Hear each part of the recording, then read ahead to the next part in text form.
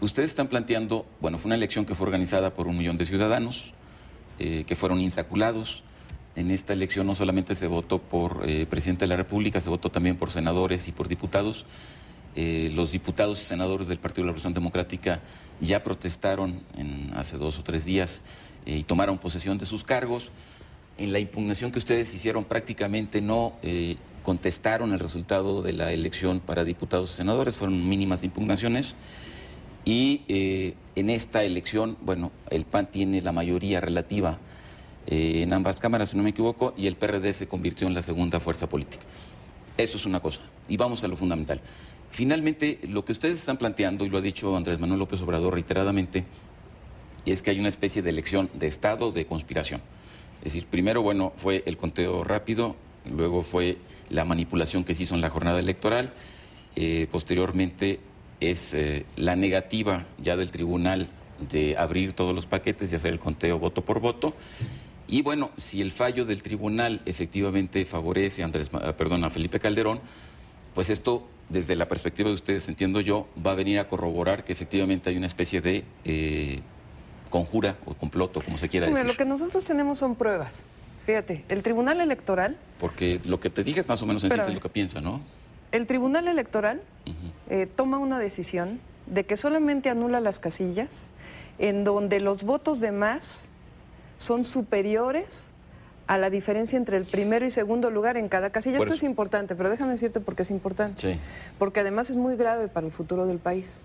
O sea, dice el Tribunal Electoral, no importa si metiste 5 votos, 10 votos, 15 votos en la casilla, no importa si hubo un mapache electoral, que quién sabe dónde consiguió boletas electorales, las tachó por el PAN y las puso en la casilla, no importa eso siempre y cuando no cambie el resultado de esa casilla entre el primero y segundo lugar. A ver, lo que ustedes nunca demostraron según el tribunal, ese es el problema, es que hubiera habido mapaches el tribunal y reconoce, el tribunal reconoce en las sentencias que hay votos de más y hay votos de menos en la casilla, pero en su sentencia dice, pero en su sentencia dice, si solamente hay 15 votos de más, a esa casilla no se anula porque entonces no hay dolo. Pero vamos poniendo de acuerdo en una cosa. Ustedes demostraron eventualmente que esas 11,000 casillas, el tribunal dijo que efectivamente había diferencias y por eso procedió a abrir estas casillas.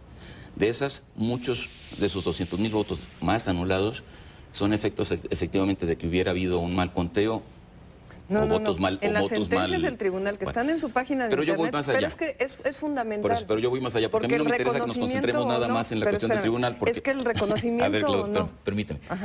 Yo quiero un poco más allá, porque no me quiero concentrar. Digo, yo no soy especialista en el tema del tribunal. Lo que yo veo es que yo veo 2 cosas fundamentales. Primero, desde su perspectiva hay un fraude orquestado desde el inicio, ¿no? Este fraude orquestado está concluyendo ahora con el fallo del Tribunal Electoral. Número 1. Número 2, Andrés Manuel López Obrador dijo textualmente que aun cuando se efectuara este conteo, como ustedes solicitaban, voto por voto y casilla por casilla, si este resultado favorecía a Felipe Calderón, él consideraba que había una serie de vicios de origen, la intervención del presidente, inequidad en las campañas, etcétera, que hacían que Felipe Calderón fuese, si el fallo lo favorecía, un presidente legítimo. En resumen, sí, pero lo que está claro, en todo este conflicto postelectoral que ustedes están personificando es que el único resultado que ustedes van a aceptar como válido es o que el tribunal falle, que ya no fue el caso, alterando los números a favor de Andrés Manuel López Obrador, o que anule la elección, lo cual también se ve muy improbable. Entonces, esto ya es lo que está así. Pero el asunto es por qué. Exactamente, el asunto es porque ustedes lo están planteando como... Es lo que ha dicho también Andrés Manuel López Obrador, que son las instituciones en conjunto del Estado las que están desfasadas, que se les está robando la elección, y ha apelado ya al artículo 39 de la Constitución, este artículo que establece que el pueblo tiene el derecho de modificar la forma de su gobierno cuando así lo determine, y Andrés Manuel ha declarado ya que va a conformar una Convención Nacional Democrática que eventualmente lo va a elegir presidente legítimo. En eso estamos, ¿no? En eso estamos. El asunto es por qué. Porque no es un bueno, asunto... ¿por qué? Pues porque hay una conjura, obviamente, los de arriba que les han robado la elección. No, porque tenemos pruebas. O sea, cuando yo me remito... No, espérame. Cuando yo me remito a la resolución del tribunal es importante y no son nimiedades. Pero no, es que yo también lo que te quiero contestar es tu argumentación. Tu argumentación viene desde antes. Pero déjame hablar.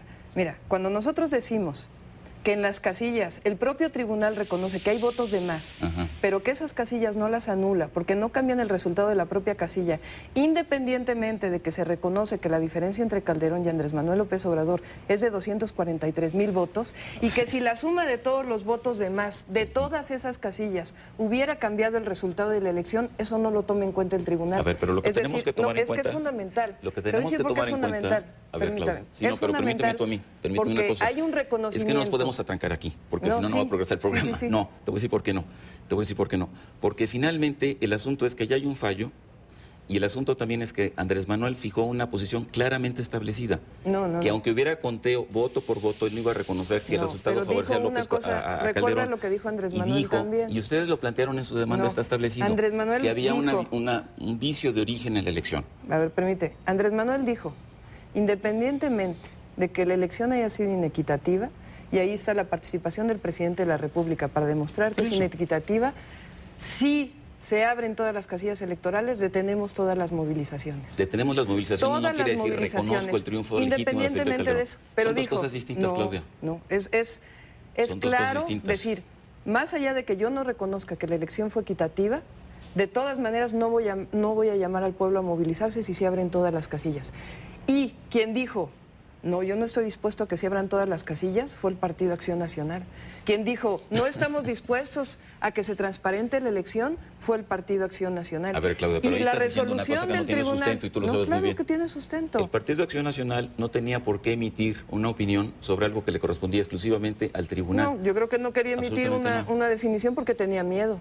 Porque no sabía que iba a salir a la hora de abrir todas las casillas electorales. Cuando un juez toma una decisión, la toma a título de juez, no a título de lo que decide una de las partes. Sí, pero también, y me lo vas a confirmar, es que cuando hay un litigio en un tribunal, si las dos partes se ponen de acuerdo, es muy importante para que el tribunal tome una decisión. Se trata de un conflicto entre Felipe Calderón, y no lo digo yo, lo dicen muchísimos editorialistas de muchísimos periódicos. No es un conflicto de particulares. Si Felipe Calderón hubiera tomado la decisión de abrir todas las casillas, legitimar, si es que ganó, la presidencia... Felipe Calderón no podía tomar esa decisión.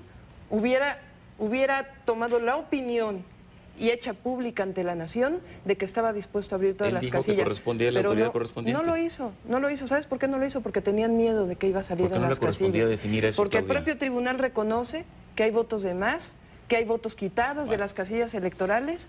Lo que no reconoce es que la suma de todos esos votos podía cambiar el resultado de la elección. Y ahí está el reconocimiento o no de la decisión del tribunal. Vamos a un corte y regresamos.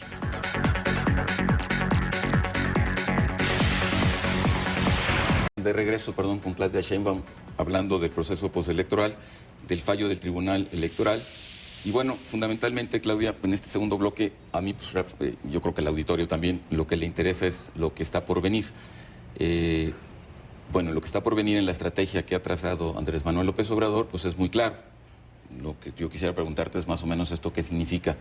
Él, bueno, ya estableció toda esta perspectiva, digamos, del proceso postelectoral, todos estos argumentos que, bueno, concedo sin otorgar, es decir, es la posición de ustedes, yo no lo voy a examinar en detalle. Ustedes creen que el tribunal está procediendo mal. El hecho es que ahí está el fallo y el hecho es que es muy probable, lo más probable es que no haya una anulación de la elección y que hacia el 6 de septiembre, a más tardar, tengamos presidente electo.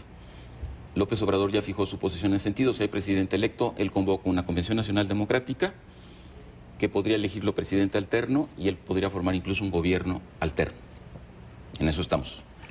Y esto significa, también lo he dicho textualmente, a menos que me equivoque y tú me corrijas, que desconoce prácticamente al conjunto de las instituciones, es decir, la Suprema Corte de Justicia, el Tribunal Federal Electoral, el Instituto Federal Electoral, bueno, y no sé si el Congreso de la Unión, pero pues va en el paquete, además del Presidente de la República, son instituciones que han sido rebasadas, que además están envueltas en este fraude que se les ha hecho a ustedes y que consecuentemente no son legítimas.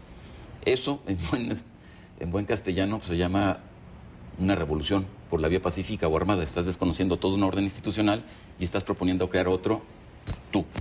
¿Es eso? Desde abajo. Es decir, tú tienes una elección inequitativa, no hay que menospreciar las ilegalidades que ha venido cometiendo el presidente de la República. Tienes una elección en donde el Instituto Federal Electoral actúa de manera parcial y tienes un tribunal electoral que convalida el fraude electoral. Y después de eso lo que te dicen es, no importa que haya habido fraude electoral, no hagas nada, quédate callado, vete por las vías institucionales. No, te hablo de, digamos, del contexto en el que se critica la coalición por el bien de todos. No, te pregunto qué es lo que van a hacer. No, lo que vamos a hacer es, si hay en este país instituciones o personajes que representan esas instituciones, que están convalidando un fraude electoral, si hay en este país una Suprema Corte de Justicia, que a pesar de que el artículo 97 constitucional dice que sí debe participar en términos de las elecciones, pero cuyo presidente dice, no, ese ya es un artículo caduco. Si hay en este país un presidente de la República que fue parte de la ilegalidad del proceso, si hay en este país todas esas instituciones que lo que están convalidando es la ilegalidad, entonces lo que tienes que hacer es cambiar esas instituciones. ¿Cómo? Y lo que tienes que hacer es decir, ese señor que quieren poner como presidente no es el presidente de los mexicanos. Me parece perfecto, ya te entendí. Ahora dinos cómo le van a hacer. Luchando, organizándonos. Vamos a llamar a la Convención Democrática Nacional el próximo 16 de septiembre. Ahí se van a tomar una serie de decisiones, ahí se va a formular un plan de acción, ahí se va a formular un programa. Una pregunta y a partir del 16 de septiembre...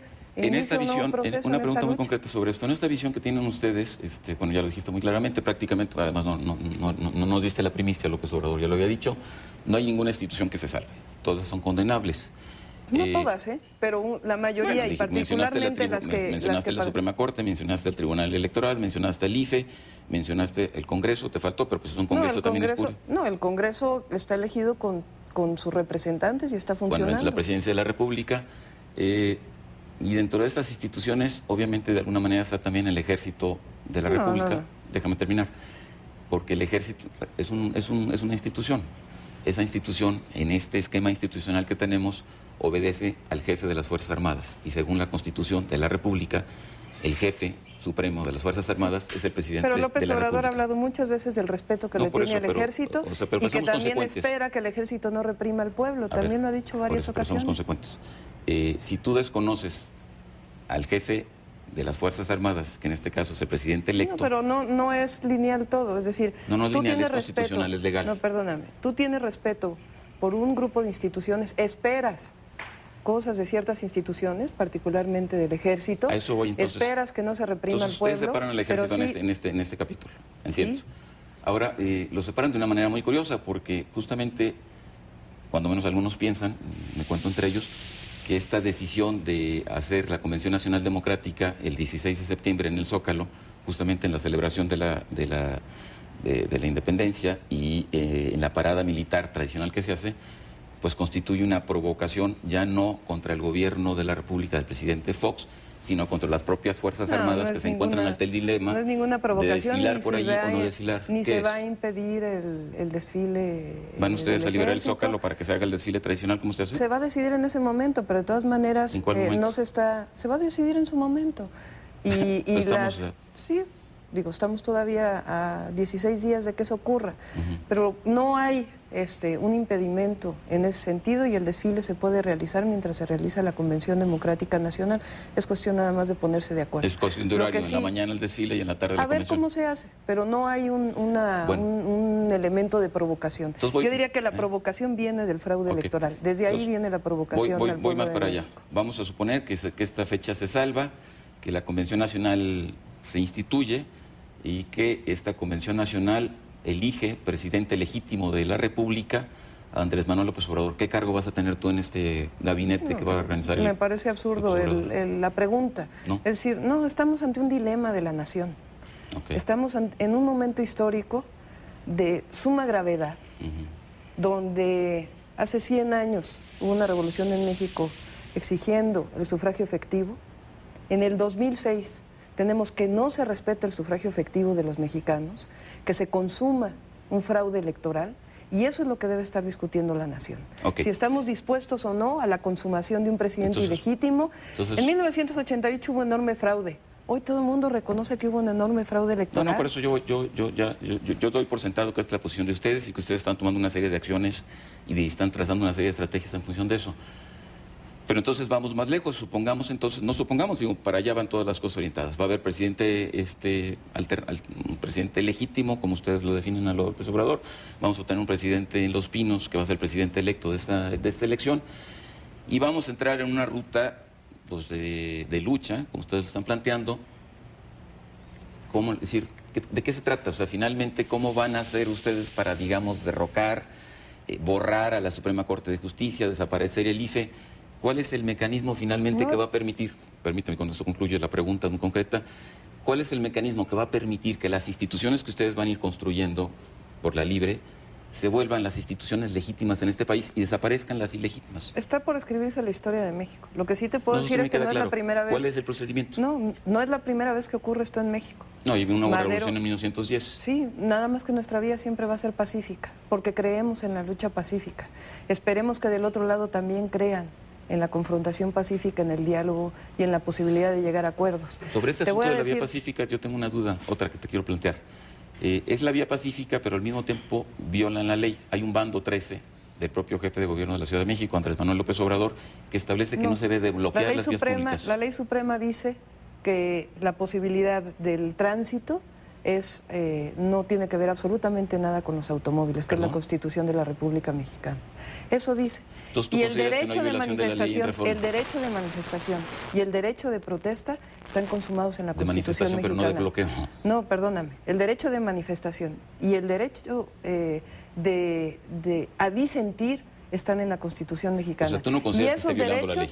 No se está violando de ninguna manera la ley. No se está violando de ninguna manera la ley. El bando 13 sí se está violando la ley. Te voy a decir quién está violando la ley. El bando 13 el Tribunal Electoral está violando la ley. El presidente de la República viola la ley cada tercer día. Esos son los que violan las leyes.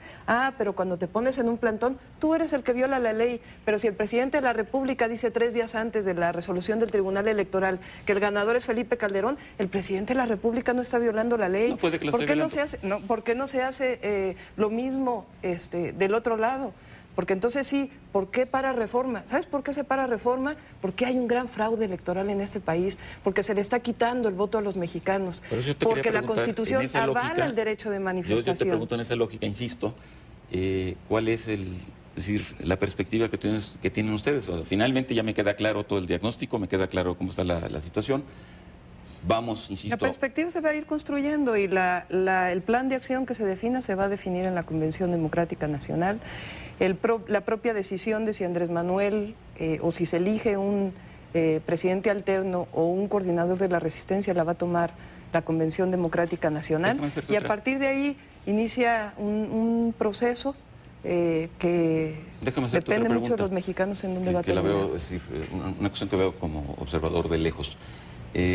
La prensa internacional ha sido favorable a Andrés Manuel López Obrador, es decir, antes de la elección tenía una prensa positiva internacionalmente.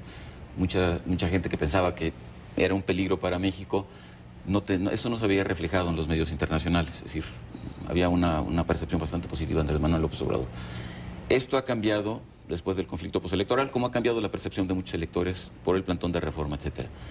Ahora que la resolución del tribunal ha sido hecho pública, que se ha tomado y que está a punto prácticamente de tomarse ya el fallo que seguramente reconocerá la victoria de Felipe Calderón, prácticamente el conjunto de la prensa internacional está llamando a López Obrador a que reconozca También el New York Times llamó a Calderón, Sí, pero ahorita sí, los editoriales, incluso el New York Times que acabas de mencionar, está llamando a que reconozca el fallo del tribunal. Es decir, hay un vuelco en la prensa internacional, una especie de condenación de López Obrador. E internamente hay personajes que se están como separando. Pienso en el rector de la Universidad Nacional Autónoma de México, de la Fuente, que dice que hay que preservar las instituciones, que hay que respetarlas. Y otra serie de personajes que estaban más o menos cerca de López Obrador. ¿No se están quedando solos? No, estamos quedando solos. ¿No? Vamos a ver la Convención Democrática Nacional. Es una convención masiva, van a venir delegados de todo el país. Y te voy a decir una cosa, cuando tú defiendes los principios no te quedas solo. Porque aquí hay un principio elemental de la democracia en México que es el sufragio efectivo. Y ese principio está en el corazón de todos los mexicanos. Y yo lo que le diría a la prensa internacional es acérquense a conocer cuáles son las pruebas del fraude electoral. Acérquense a ver cuál es la decisión del Tribunal Electoral, a ver si siguen tomando en cuenta exactamente lo mismo. Entonces vamos a seguir luchando, porque sí consideramos que es elemental para la democracia en México y que sería gravísimo para la democracia en México que las cosas se quedaran exactamente igual. Que dentro de 6 años, no importa si metiste 15, 20, 30 votos a las casillas, de todas maneras eso no es fraude. No hay una contradicción en el planteamiento que ustedes hacen. Si por un lado está toda esta invalidación de todo el proceso electoral, la invalidación de todas las instituciones. Recuerdo muy claramente que Ricardo Monreal planteaba que ni los diputados ni los senadores del PRD deberían de tomar posesión justamente porque había habido un fraude mayúsculo. Si hay un fraude mayúsculo, ¿por qué van y toman posesión de sus cargos en la Cámara de Senadores y en la Cámara de Diputados? Porque el fraude mayúsculo fue esencialmente para la presidencia de la República. Eso se puede ver inclusive entre la comparación de la votación que contaron esos votos, perdón, ¿cómo te explicas que los mismos ciudadanos que contaron los votos para senadores, diputados y presidente son los mismos ciudadanos, son las mismas actas? Pues porque lo que les interesaba era hacer el fraude en la presidencia de la República. Ese millón de ciudadanos fue Pero además manipulado. Te voy a decir, no fue manipulado. Si yo soy presidente de una casilla y secretario o secretario de una casilla, no me doy cuenta cuando meten 5 votos en una urna, ¿eh? No me doy cuenta. Muy difícil que me dé cuenta. Pues los mapaches electorales. Ahora resulta que nunca ha habido fraude electoral en este país. Bueno, entonces tú no consideras por lo pronto... Ahora resulta, ¿no? Que qué raro que haya mapaches electorales en México. Bueno, lo que pasa qué raro que la señora Elbester Gordillo se haya aliado con el señor Felipe Calderón. Qué raro que en este país ahora resulta que las votaciones no son tan limpias como siempre han sido. Perdóname, es precisamente lo contrario. 2 cosas. La primera es que el Instituto Federal Electoral es el resultado de una serie de reformas. Sí, de consejeros electorales que fueron votados por 2 partidos nada más. Terminar? La última es del 96-97 con el presidente Zedillo, en la cual tuvo una injerencia determinante el Partido de la Revolución Democrática. El Partido de la Revolución Democrática ganó la Ciudad de México en 1997. El candidato de la coalición en Chiapas acaba de ganar la elección por una diferencia de 2,000 o 3,000 votos. Es un proceso que no fue impugnado por ninguno de los partidos que perdieron la elección. Entonces, pues resulta que, bueno, desde su perspectiva, pues hay fraude.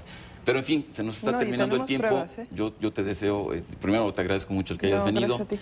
Les deseo mucha suerte en este proceso insurreccional, porque pues no podemos entenderlo de otra manera. Pacífico. Lo que están convocando es prácticamente una insurrección. Pacífico. Ustedes dicen pacífica, pero luego este pacífico pues coquetea con las violaciones de la ley, desde las perspectivas de algunos. Sí, también nosotros violamos la ley. Nosotros nunca hemos violado la ley porque nos sustentamos en la Constitución. Quiero, ¿no tienen temor de que en este desconocimiento de las instituciones tan radical, en este llamado a hacer una refundación prácticamente de la República, toda esta serie de grupos radicales, algunos de ellos armados, se sumen a su iniciativa y vayan por vías alternas, justamente porque coinciden con ustedes en algunas cuestiones? Nuestro movimiento es pacífico, siempre será pacífico y nos deslindaremos en su momento si alguien quiere utilizar ese movimiento con otro tipo de vías. Bueno, Claudia, pues te agradecemos mucho, mucha suerte. Gracias. En esta larga marcha que están emprendiendo. Y nosotros les agradecemos mucho su atención. Los esperamos aquí la próxima semana a la misma hora.